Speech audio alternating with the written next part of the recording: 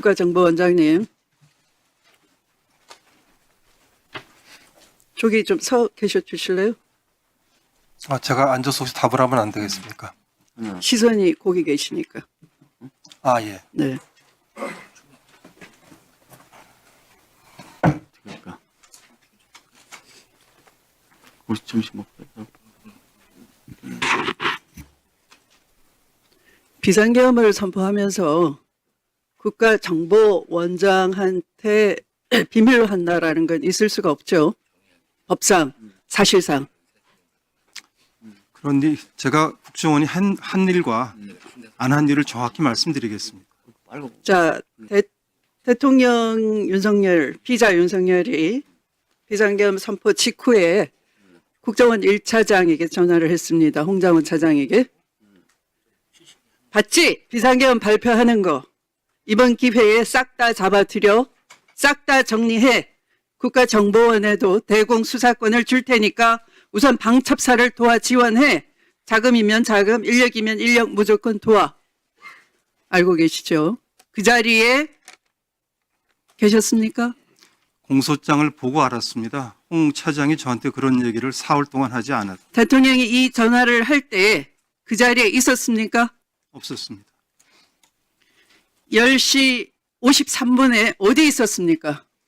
10시 53분이면 용산 대통령실을 나와서 제가 국정원으로 출발을 했거나 출발하려고 준비할 때 같습니다. 네.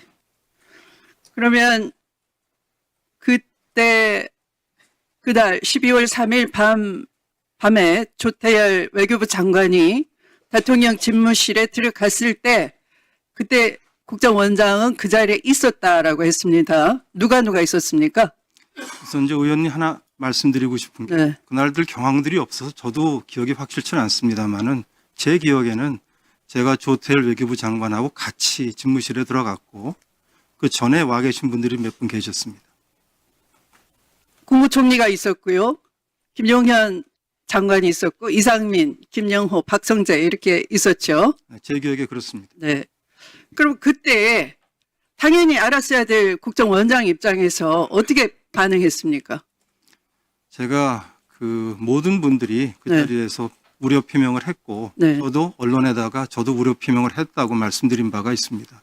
우려 표명을 한 것은 사실은 조태열 외교부 장관이 도착해서 바로 우려를 표명했는데 그럼 그 앞에는 어떤 분위기였어요? 제가 이상민이나 김용현은 해야 된다라고 건의해야 될 입장이에요. 당연히. 다시 말씀드립니다. 제가 조태열 장관하고 같이 들어갔습니다. 제 기억엔 그렇습니다. 그러니까 조태열 장관 오기 전에 상황은 저는 알지 못합니다. 자, 그러면 대통령이 다 나가라 했죠. 조태열 장관한테는 문건을 주고. 문건 주는 거 봤습니까? 못 봤습니다. 그때 막 나가라고 할 때 대통령은 격노했습니까? 아니면 어떤 분위기였어요? 그 집무실에서 그때 조태열 장관은 이렇게 얘기했습니다. 70년간 쌓은 외교적 성과 무너뜨린다라며 반대했다. 그런데 피의자 윤석열이 나가라고 지시를 했어요. 뭐라고 하면서 나가라고 했습니까? 화를 냈습니까? 말씀드려도 되겠습니까? 네. 그 상당 시간 거기서 얼마인지는 기억이 잘 안 납니다만 논의를 하고 나서 대통령께서 조태열 장관을 나가라고 한 게 아니라 거기 있었던 사람들이 다 대회의실에 나가 있으라고 말씀을 했고 격노하시지 않으셨습니다. 그런 뒤에 한덕수 국무총리만 따로 불렀어요. 봤습니까? 저는 기억하지 못합니다. 아닌 네. 거로 생각합니다. 됐습니다. 저리 가세요. 네.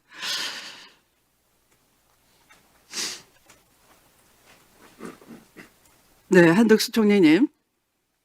그러면 국무위원을 부르기 시작한 것은 다시 접견실로 나갔다가 혼자 들어가서 그때 연락을 하게 된 겁니까?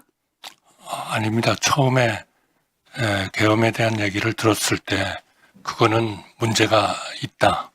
우리 경제와 대외 신인도를 완전히 망가뜨릴 수 있다.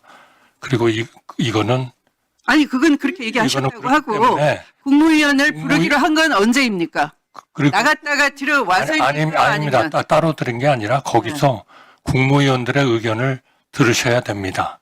아니 그 자리에는 아까 얘기한 국무위원들이 있었던 거고요. 네, 그러니까 건의를 드린 거죠. 왜냐하면 국무회의의 총리는 대통령의 아니, 알았고요. 네, 저 허락이 있어야 수가 국무회의를 없어서, 네.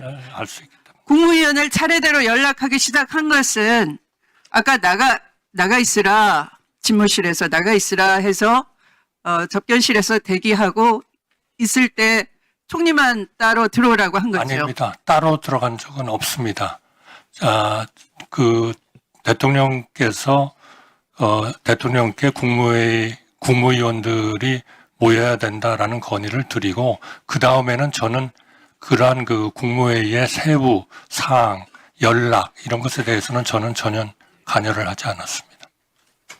따로 접견실에 나가라고 한 후에 제가 나가라고 하셨는지 총리만 따로 들어오라고 하지 않았습니다. 따로 들어오라고 한 적은 한 번도 한 없었습니다. 번도 없었다. 알았습니다. 네.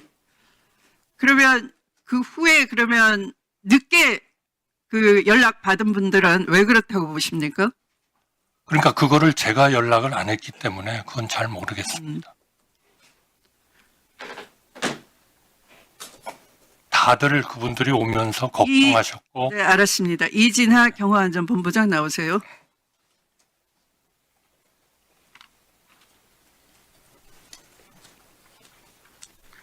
네. 그러면 아까 그 용산 대통령 집무실을 경호하기 때문에 관저에서 일어난 일은 모른다라고 했습니까? 제가 관여를 안 하고 있습니다. 음. 지금 이 사건이 일어나고 나서 관저에서 대통령이 피의자 윤석열이 버티기를 하기 때문에 그 용산 대통령 집무실 지키는 요원들도 관저로 다 가지 않았습니까? 제가 그 업무에서 완전히 빠져서 저는 그에 대해서는 관여를 아예 안 하고 있습니다. 혼자만 그런가요? 아니면 따로 나눠져 있어요? 저는 출입을 안 하겠다고 이야기를 했고, 아, 예. 본인이 제가 본인 소신에 따라서 지금 언제부터? 12월 3일, 출석 1월 3일 이후부터? 이 출석에서 조사 받고 나서부터 저는 그게 날짜로 치면 언제예요? 11일입니다. 1월 11일입니다. 그러면 1월 3일 사정은 알고 있겠네요. 1월 3일에도 용산에 제 임무가 용산 대통령실 경비라서 용산에 있었습니다.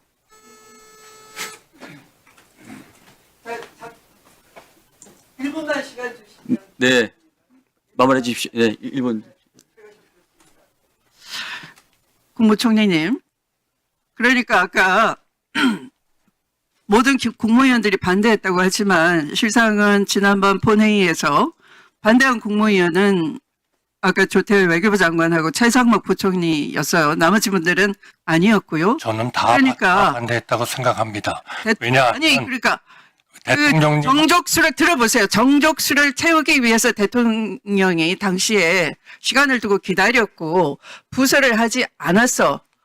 그냥 결과적으로 그렇게 반대했다라고 생각한다, 평가한다는 것이지 그 아닙니다. 자리에서 대통령님께 개인적으로 그러니까 두 사람, 세 사람이 들어갔을 때 그때 대통령께 따로 말씀드린 분도 있고 또 전체 회의장에서 말씀하신 분들도 있고 그러나 분명한 거는 거기 모인 그 어느 분도 이 계엄에 대해서 동의하거나 옳다고 생각하는 분은 없었다 하는 말씀을 드립니다. 말리지 않은 것이 반대했다라는 건 다른 거고요. 정족수를 채워준 것, 그것은 오히려 수동적으로 절차적 요건을 맞춰주려고 애쓴 것이고 그것을 총리가 주도하지 않았다. 맞추려고 했으면 안건도 만들었을 것이고 몇 회 국무회의라는 번호도 받았을 것이고 논의도 했을 것이고 그런 일은 그런 일이 전혀 없었다 하는 그런 말씀을 드립니다.